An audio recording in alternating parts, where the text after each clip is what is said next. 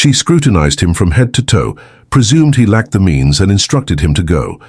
What she failed to understand was that he held the position of CEO, and his purpose for being there was not to make a purchase. He was present to lend an ear.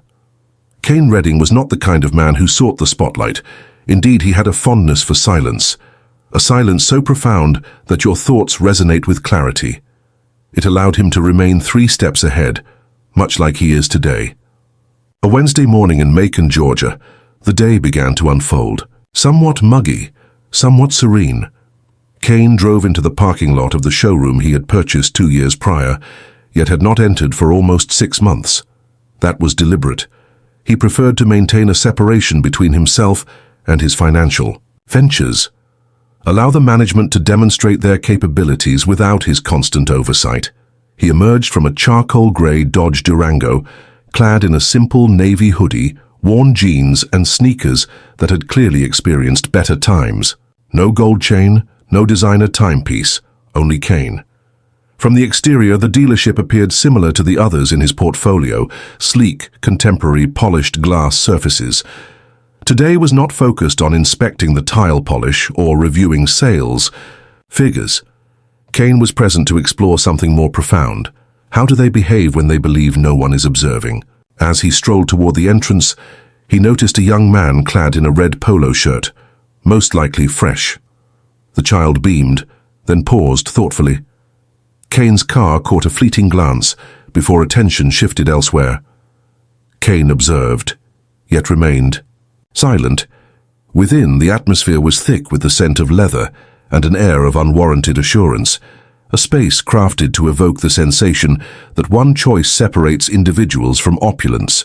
The team moved with purpose in their blazers, the sound of heels echoing on the showroom floor. None of them acknowledged him until her voice broke through the silence. "Is there anything I can assist you with?" The tone lacked warmth. It lacked any sense of intrigue. It felt as if someone were questioning your choice to engage with something that was clearly off limits. Cain shifted his gaze in her direction. With her short blonde hair and sharp features, she carried a clipboard under one arm as if it were an extension of herself. Her name tag displayed the initial L. Markham. Cain replied, his gaze wandering to a black Escalade parked prominently in the center display. "I'm just looking." She examined him openly, without any attempt at subtlety. "These are premium vehicles," she remarked, her lips pressed together.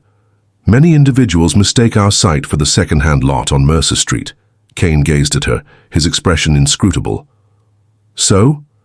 And, well, we operate strictly by appointment. Only. Genuine buyers," he nearly grinned. "Nearly. Do you often encounter individuals who lack seriousness when they arrive?" he inquired with a sense of tranquility. Lindsay let out a soft chuckle, the sort that seemed designed to draw everyone else in, creating a sense of belonging that he himself was not a part of.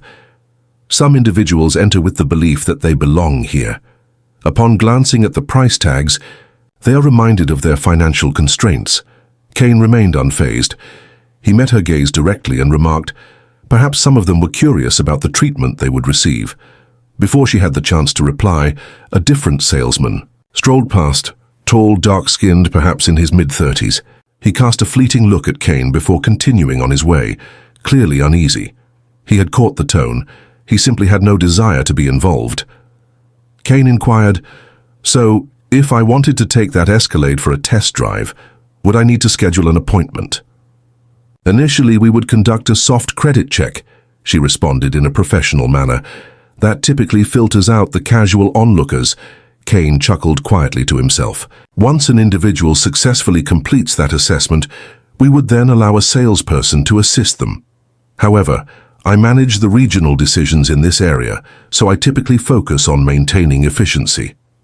"Effective," Cain reiterated. "That's one way to put it." His stillness had an effect on her, prompting a subtle shift in her position. She found herself unaccustomed to the scrutiny. This isn't the way. Not by someone she had already categorized as not part of our typical audience. She took a step back and began jotting down notes on her clipboard, then quietly said, "If you're really serious, I can check to see if anyone is available. However, we are currently experiencing a shortage of staff today. Perhaps return when you're prepared to make a purchase." Kane surveyed the showroom once more. His gaze swept over the walls, the desks, the chairs, the framed awards. He had selected the majority of it on his own, compensated for every detail. Despite his efforts, he was instructed to return at a later time. He strolled to a chair, settled into it, and elegantly crossed his legs. He mentioned that he wasn't in a hurry. "I shall remain patient." However, that anticipation extended beyond mere service. It was for something much more enlightening. Kane sat with a calmness that spoke of past trials and glimpses of brighter days. The type of patience that arises not from fragility, but from observing the unfolding of a grand narrative over time. Yet, he found it impossible to overlook Lindsay's behavior. She glanced at him repeatedly, murmuring something to the young man in the red polo, who appeared increasingly anxious, unable to meet her gaze. A handful of other salespeople strolled past, feigning indifference to the palpable tension in the air. With phones in hand, their eyes fixated on everything except the man in the hoodie who sat there with an air of confidence in the showroom. Time slipped away. Then Lindsay returned, not with assistance but with an even greater air of superiority. "Sir, I must inform you that our policy does not allow for individuals to linger in the showroom. You mentioned that you weren't prepared to make a purchase, so unless there's a particular requirement you have—" Kane remained still. "I mentioned it before, I'm still waiting." Her expression grew steely. "For what purpose, precisely?" He inclined his head, just a fraction. "For an individual skilled in engaging with clients." That didn't resonate with her. She let out a quick breath as if someone had just dared to question her power. "Today I am the manager on duty," she stated, "and I determine how we manage walk-ins. If you don't have an appointment or financing in place, I'm afraid I must kindly ask you to exit." Kane lifted an eyebrow in curiosity. "Do you really believe I can't manage to buy a car in this place?" "That's not what I said," she replied, her voice sharp and precise. "However, we focus on committed purchasers. You've been here for 20 minutes and still haven't requested to see inside a vehicle. That often indicates something." "A sign of what?" Kane asked, his voice barely above a whisper. She scanned her surroundings, hoping for support, but the showroom had fallen silent. The staff had stopped the charade. Eyes were upon them. Silence enveloped the room, yet no one dared to intervene. Lindsay asserted her intent to maintain professionalism, seeking to re-establish authority in the situation. However, there have been occurrences in the past, individuals loitering, squandering moments, creating diversions. Kane rose to his feet, with deliberate slowness. He was not a diminutive figure, and the manner in which he squared his shoulders caused her to take a small step back. He asserted that he was not creating a distraction. "I am assessing the warmth of the space thus far. The air is frigid." She attempted to conceal the change in her posture, but the moment had passed. Her body had already reacted. She was beyond annoyed now. She felt a sense of discomfort. Kane surveyed his surroundings once more. "Only you are being asked to go. It seems that no one else is required to provide their credit score before even getting near a car. What's the reason behind that?" "I'm adhering to the guidelines," she responded, her voice growing tense. "No, you're trusting your intuition," Kane remarked. "That is incorrect." The door jingled softly, announcing the arrival of yet another patron. Lindsay glanced back for a moment, and the receptionist welcomed them with a friendly smile, presenting coffee and a brochure. Everyone noticed the stark difference. "I asked you nicely," she said, her voice now edged with tension. "Please leave," Kane said, his gaze lingering on her for a moment longer. He ambled deliberately toward the rear corridor adjacent to the offices. In that fleeting instant, Lindsay felt a surge of panic. "Pardon me. Excuse me, but you cannot go back there." Kane continued his stride without hesitation. "Are you really certain about that?" A handful of the team exchanged glances. One of them, a man in a grey vest named Eli, approached Lindsay and softly advised, "You might want to let him go." "Excuse me? What is the reason behind this?" she retorted sharply. Eli remained silent thereafter. He merely gazed at her. At that moment, a glint of suspicion flickered in Lindsay's narrowed eyes. She trailed behind Kane into the hallway, the sound of her heels echoing sharply against the floor. "If you don't turn around right now, I'll have to call security," she said. Kane halted, glancing back over his shoulder. "Reach out to them. Inquire about the owner while you're there. May I ask for your name?" she insisted. "Kane." "Kane, what exactly?" He pivoted to meet her gaze, his tone steady and measured. "Kane Redding." The name lingered in the atmosphere like a shattered crystal. A change flickered in her gaze. She blinked slowly, at one time, 2 times, then it dawned on her. She murmured, "Hold on." However, the moment for waiting had passed. Kane retrieved a keycard from his pocket and swiped it against the security lock on the main office door. The signal shifted to green. The door creaked ajar. He entered the room. Yet, what awaited her within that office would dismantle any semblance of control Lindsay believed she still possessed. Lindsay remained motionless in the hallway, her gaze locked on the door through which Kane had just disappeared. It was the door that belonged to him. She had stepped into the executive suite only once, back when she was being onboarded. Even at that point, she still hadn't been informed about the identity of the owner, only that the company was under external leadership. No identities, no images, only separation. Kane pressed forward, never glancing behind. Within the confines of the office, he navigated with a serene composure. He set his phone down on the desk, entered a few numbers on the custom-built laptop, and accessed the internal dashboard for Redding Automotive Group. Kane D. Redding's name loomed at the top, proudly displayed above the title Chief Executive Officer. He allowed the screen to remain wide open, just like that. Outside the office, Lindsay remained perfectly still, yet the stillness in the showroom had become palpable. The atmosphere had shifted. Eli moved in a fraction nearer to her. He inquired softly, as if the words were meant only for himself. "Why on earth would I have that information?" she snapped, her voice barely above a whisper. "I was never informed that he held the position of CEO. What are the ways I might identify him?" Eli remained silent, offering her a lingering gaze before he turned his back. He had witnessed more than enough. Lindsay finally mustered the courage to take a tentative step forward. Next, another one. She gently nudged the office door ajar and glanced within. Kane kept his gaze fixed downward. He continued to scroll through emails, taking a measured sip from the bottle of water that sat on his desk. I was unaware." Lindsay faltered in her speech. "What was it that you didn't know?" Kane inquired, his gaze fixed on the screen. She entered with a deliberate pace. "I was unaware of your identity. I believed you were merely—" "What exactly?" His voice carried no trace of anger. "Only iron," she consumed. "An observer. I took it for granted that you arrived without a prior appointment. What significance did that hold for you?" Once more she found herself pausing.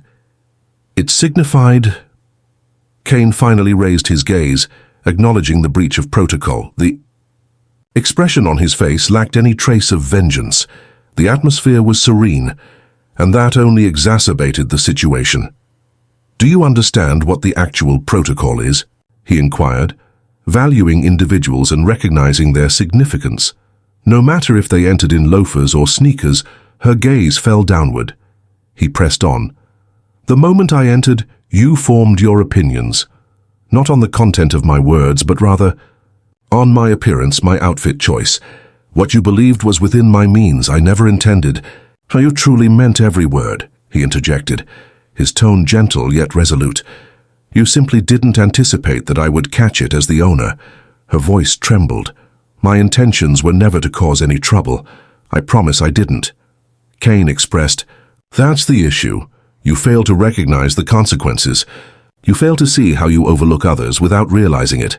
She moved in nearer, attempting to clarify her position, yet he lifted a hand. "It has been 7 months since you arrived," he remarked. "I have received 3 concerns regarding your conduct. I refrained from forming an opinion, as I value the importance of allowing individuals the necessary time to adapt. However, I hold a strong belief in the importance of accountability." She searched for words, grasping at anything to express herself. "I have successfully achieved all my sales targets. I have enhanced the rates at which deals are finalized. I've reviewed all of your metrics." Kane interjected, interrupting her once more. Yet figures hold no value if they are achieved at the expense of integrity, she began to speak. Yet the words eluded me. Kane rose to his feet and strode past her, retreating into the hallway. The employees in the showroom had ceased their pretense of productivity. They observed intently, ears tuned in, some feeling a flush of embarrassment, while others savored a sense of quiet satisfaction. He surveyed the room, taking in every detail. "How many of you were aware of my identity?" he inquired. A handful of hands were lifted. The majority did not. A young woman cast her gaze downward, visibly uneasy. Kane acknowledged with a nod. "That was my intention." He glanced back at Lindsay. "Yet now you are aware. Let's return to the scene, and I need you to articulate to everyone, in clear terms, who you just requested to exit." Her cheeks turned a deep shade of crimson. "Kindly refrain from doing this in their presence." He remarked that you had already done it in their presence. "I'm simply passing you the mic." But what Kane was truly offering her wasn't just a microphone. It was a mirror, and she braced herself for the revelation that awaited her gaze. Lindsay stood rigidly before the expansive windows, her expression stripped of the sleek assurance she typically donned as a shield. Kane gestured for her to come closer, then moved aside, allowing her the room and quiet she needed to express herself. The team assembled, creating a casual semicircle at the forefront of the showroom. Devices were set aside. Everyone was fully engaged in their tasks at this moment. Every gaze was fixed upon her.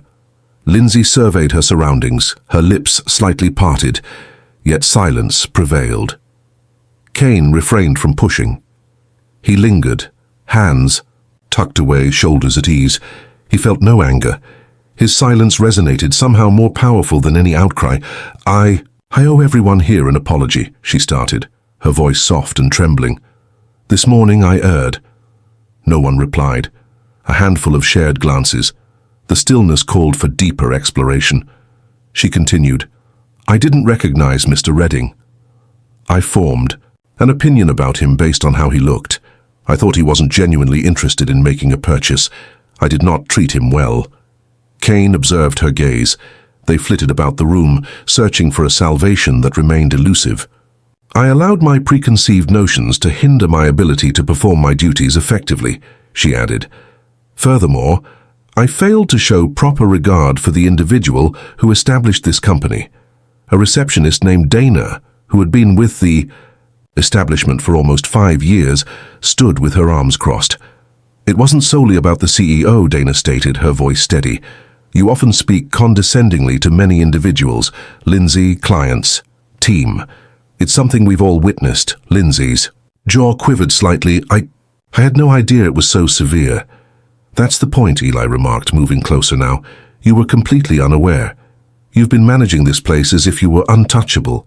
This isn't the first time someone has felt diminished by the weight of your gaze," Kane acknowledged with a subtle nod.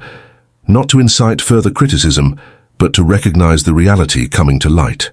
The matter extended beyond a single event. It revolved around a recurring motif. Lindsay faced him, her voice dropping to a near whisper, filled with urgency. "I have the ability to transform. I was unaware of the true workings of this place. Wasn't given any guidance on the culture here." Kane locked his gaze with hers. "Culture is not merely a set of rules to adhere to. It's a matter of choice, a weighty silence that ensues." Then Kane spoke to everyone in the room. "I established this company with a singular vision." He mentioned access. Opportunity awaits. Access to dignity. It's irrelevant where a person originates, their attire, or their manner of speaking. They enter through that door. They deserve your attention. He allowed that to settle. Keep it simple. Only honesty. When I brought Lindsay on board, my goal was to find someone capable of managing tasks with great efficiency. He pressed on. However, efficiency should never undermine fundamental respect. That's absolutely essential. The team acknowledged, some with gentle agreement, others with resolute affirmation. Kane cast a glance back at Lindsay. "There are 2 paths before you," he stated. "You have the option to resign gracefully at this moment, or I will proceed with filing termination paperwork effective immediately, accompanied by a comprehensive report of today's events and the complaints I have been delaying. In reviewing, your time here concludes at this moment. Lindsay's eyes filled with tears. She averted her gaze, her eyelids fluttering as she distanced herself from the gathering, concealing her expression. Silence enveloped the room, as if time itself had paused, leaving everyone in a state of quiet. Contemplation. She nodded softly, almost inaudibly. I have decided to step down. Kane glanced over at Dana. Would you be able to obtain a copy of the voluntary exit form for her? Dana departed in silence. As Lindsay collected her clipboard and made her way back to the manager's office, the atmosphere remained subdued. There were no cheers, no clapping, only a profound shared recognition that something genuine had transpired, and no one could feign ignorance of it. Kane paused for a few moments, allowing the gravity of the situation to sink in. He sensed the weight of gazes upon him, eager to discover his next words. Yet Kane had more to say. He was on the verge of expressing what truly counted. Kane took his time. He watched as Lindsay slipped away behind the office door, then redirected his attention to the remaining staff. His expression remained composed, yet a keen intensity flickered in his eyes, something that commanded complete focus. Today was undoubtedly a challenging experience. The group remained silent, absorbing the change they had just experienced. Some averted their gaze, while others straightened their posture, uncertain of what would unfold next. I didn't come here today to dismiss anyone, Kane continued. The plan was never intended to unfold that way. He strolled deliberately to the heart of the showroom, close to the Escalade that Lindsay had once protected like a prized possession. I arrived here due to the whispers I've been picking up. Insights come not only from corporate reports and customers, but also from the individuals who are part of this organization. Several of you have approached me subtly, expressing that this place no longer carries the same essence it once did. He halted next to the vehicle, allowing his hand to linger on the hood. That's an issue, he remarked. This company was created for individuals who share our values, individuals who have entered spaces and had to demonstrate their worthiness before being afforded the opportunity to express themselves. He fixed his gaze on Eli, then shifted to Dana, and finally landed on the young man in the red polo who had previously steered clear of him. I understand the feeling of being trailed through a showroom, Kane remarked. I understand the sensation of being judged based on your footwear or your surname. That's precisely the reason I launched Reading Automotive. I envisioned creating a space where everyone is treated with dignity, regardless of their background or achievements. His voice maintained a calm demeanor, yet the gravity of his words lingered in the atmosphere. We do not sell cars, he stated. We offer reliability. What truly draws people in as they step through that threshold is something deeper. When individuals feel overlooked, they tend not to return. When individuals sense that their voices go unnoticed, they often seek out another to share their thoughts with. When respect is absent, the consequences extend far beyond just a lost sale. Our sense of self fades away. A hush ensued. This time it felt natural, it was contemplative. He redirected his attention to the staff. Here's the plan moving forward. All ears were attuned, captivated by the moment. I will be here for the next 2 weeks. Without an office, there are no titles. Just me on the floor, observing, absorbing, discovering who we truly are when the spotlight fades. A handful of employees appeared taken aback, while others seemed anxious. An older man positioned towards the back, silent and composed, offered a subtle nod, as if he embraced the moment. Kane expressed that perfection isn't what he's after. I seek sincerity. I want to understand who is genuinely invested in our mission and who is only motivated by financial gain. He paused for a moment, then continued. If you're just here to push metal, this likely isn't the right environment for you. He inhaled deeply, savoring the moment. However, if your presence here stems from a genuine concern for individuals, for narratives, and for ensuring that everyone has an equal opportunity, then you are precisely the person I wish to have by my side. Dana finally found her voice. What happens when someone desires improvement but lacks the ability to express themselves? Kane shifted his gaze toward her. "Now is the moment," he remarked. "Express yourself. Contribute to its creation." She nodded, and in that moment a sense of ease washed over her shoulders. Then Kane cast his gaze upon the young man clad in the red polo. "May I ask for your name?" "Calvin," he murmured softly. "How long have you been here?" "3 weeks," Kane acknowledged with a nod. "I caught a glimpse of you earlier. You began to express an idea, but hesitated." Calvin cast his gaze downward. "I found myself questioning whether it was appropriate for me to intervene." "It always is," Kane responded. "If something seems off, it's important to voice your concerns, regardless of your level of experience." Yet Kane wasn't merely dispensing guidance. He was crafting something innovative amidst the remnants of the past. The dealership had a distinct vibe by the afternoon, not necessarily quieter, just more distinct. A transformation in the atmosphere was palpable. Individuals navigated their surroundings with greater purpose. Dialogue flowed gently, and looks carried deeper meaning. By noon, Lindsay's desk had been completely cleared out. There was no grand gesture, no climactic moment, just a serene stroll to her vehicle and the soft whisper of the automatic doors closing in her wake. A handful of staff members observed silently through the glass, offering no words. Kane remained. He didn't withdraw to a workspace or engage in phone conversations. He paced the room. He inquired with curiosity. He paid attention.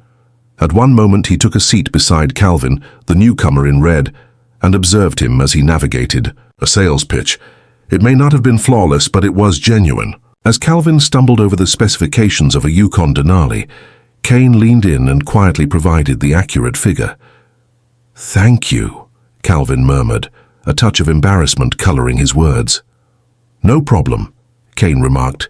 "You nailed the crucial aspect perfectly. What is that?" Calvin smiled, appreciating how you regarded her as an individual rather than just a source of income. It may have been small, yet it was genuine. In the corner, Dana meticulously adjusted the reception counter. She had always desired to create an atmosphere that was more inviting, less about mere exchanges. No one had ever inquired about her vision for the ambience of the entrance, up until this moment. Eli approached Kane later that day and spoke. You planning to stay for the entire 2 weeks?" "Unless something goes up in flames," Kane replied. Eli gave a slight nod. "Finally, the moment has arrived." They lingered side by side for a moment. "Take your time." Two individuals, each having witnessed the consequences of a culture devoid of respect. "I should have spoken up earlier," Eli confessed. "I observed her manner of speaking with others. I simply aimed to avoid exacerbating the situation." "Your caution was justified," Kane remarked. "Yet you have come to understand the price of silence." Eli nodded once more, this time with a deliberate slowness. As the sun began its descent, Kane lingered near the entrance. The flow of vehicles outside was consistent. Individuals continued to enter, to experience test drives, to deliberate on their selections. An older woman accompanied by her grandson entered, appearing somewhat out of her element. She paused at the threshold. Kane approached with a smile. "Searching for something particular?" he inquired. "To be frank," she remarked, "I'm simply seeking someone who treats me with respect." "You found the perfect spot," he responded. He truly meant it. As the day drew to a close, Kane gathered the staff once more. They assembled unprompted. He expressed a desire to add one more point, addressing them directly. They fell silent. "Today will be memorable, not for the dismissal of an employee, but for the improvement of this environment. At this moment, not in the upcoming quarter, not following a memo." Today he gazed into the eyes of each one of them. "To continue your journey with us, you must accept one condition. Welcome each person who enters as if they are someone dear to you, like a family member, a close friend, or a potential mentor. Since you lack the knowledge, one can never truly be certain." And no one contested that notion. He gestured towards a clipboard affixed to the wall. "Beginning tomorrow, we will be refreshing the leadership board. Only names and their corresponding responsibilities, no titles, included. If you encounter an issue, don't hesitate to voice it. If you have a concept, share it. Showing respect for others will take you a long way in this environment. The audience erupted into applause. Not a standing ovation, merely sincere, appreciative applause, not for theatrics, to ensure understanding. What about Kane? He merely offered a smile. He strolled back to the front desk, propped himself against it, and surveyed his surroundings. This was indeed his company. Yet now it truly seemed to resonate once more. Yet, just before sealing those doors for the evening, Kane had one final message to convey. Among the individuals outside those barriers. As the evening unfolded, Kane ventured outside, embracing the refreshing Georgia air that was beginning to cool. The lot lay largely vacant, with only a handful of vehicles stationed at the periphery, accompanied by a distant, muted hum from the highway. He settled onto a bench by the front entrance, the very spot where patrons occasionally lingered for paperwork or a lift home. This evening it was solely him and the musings of his mind.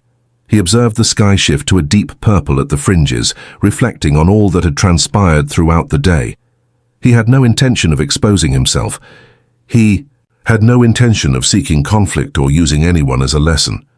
Yet at times, silence transforms into complicity. And he was never meant to remain quiet. What struck him the hardest wasn't Lindsay's response. It was the sense of familiarity that enveloped everything. How prevalent, how many other enterprises appear to thrive on the surface of success, yet were silently decaying underneath. Why was there no one observing the treatment of individuals? Kane felt no anger. He felt weary, exhausted by the perception that individuals like him are deemed inferior, frustrated with employees feeling hesitant to voice their concerns, frustrated with leaders like Lindsay, who believe they can govern through dominance rather than compassion. He realized that if he, the owner, could enter his own establishment and feel like an outsider, then how must the ordinary customers be treated when no one significant was paying attention? He rose gradually, arching his back, and cast a final glance at the windows of the building mirroring the dusk. He retrieved his phone and pressed the record button. The video served solely for the purpose of internal training within the company, initially. However, in due time it was inevitable that someone would unveil it, and it would spread like wildfire. In the video, Kane refrained from discussing wealth, vehicles, or social standing. He shifted the conversation to a different topic. He discussed the experience of observing others. "I really don't mind if someone strolls in here with sandals and a backpack," he remarked into the camera. Gaze directly into their eyes. Inquire about their requirements. You give them the same level of consideration as you would the man in a suit carrying a briefcase brimming with money. One day, the person you underestimate might just be the one who holds the key to your financial future. Or even more regrettable, the one you forfeit due to your own lack of foresight. He took a moment, then continued, "And if you believe it's challenging to treat others like that, you're not in the right line of work. Your perspective needs adjustment." The video concluded with him gazing straight into the lens. Respect is not something that is earned, it is due. Greetings to all. From the moment they stepped inside, he refrained from raising his voice. He kept it understated. He stated it as if it were an undeniable fact. Indeed, it was.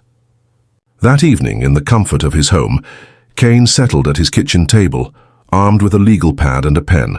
He began to inscribe names, personnel he needed to consult, individuals he aimed to elevate, leadership gaps that required genuine focus. He did not draft the policy changes. He documented transformations in individuals. He wasn't attempting to mend a business. He was creating a community once more, built from the foundation onward. True respect, genuine respect, cannot be manufactured or imposed by human resources. It must be experienced. And if that meant pacing the floor more frequently, being mistaken for a patron, facing judgment time and time again, he would embrace it. Each and every time, leadership transcends the confines of a boardroom seat. It's the way you step inside your home, where your identity remains a secret to all. At times, the most impactful strategy is to remain silent, observe, absorb, and then subtly transform the entire atmosphere. If this narrative caused you to reflect, even momentarily, consider how you interact with others when no one is observing. That question can reveal more about your existence than your professional label ever could.